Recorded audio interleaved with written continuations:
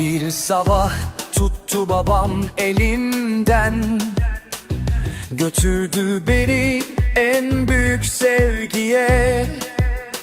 Dedi ki gönül versen bu renklere, bırakma onu en kötü gününde. İşte ben o günden beridir sana deliler gibi aşığım Kanarya. Kalp dursa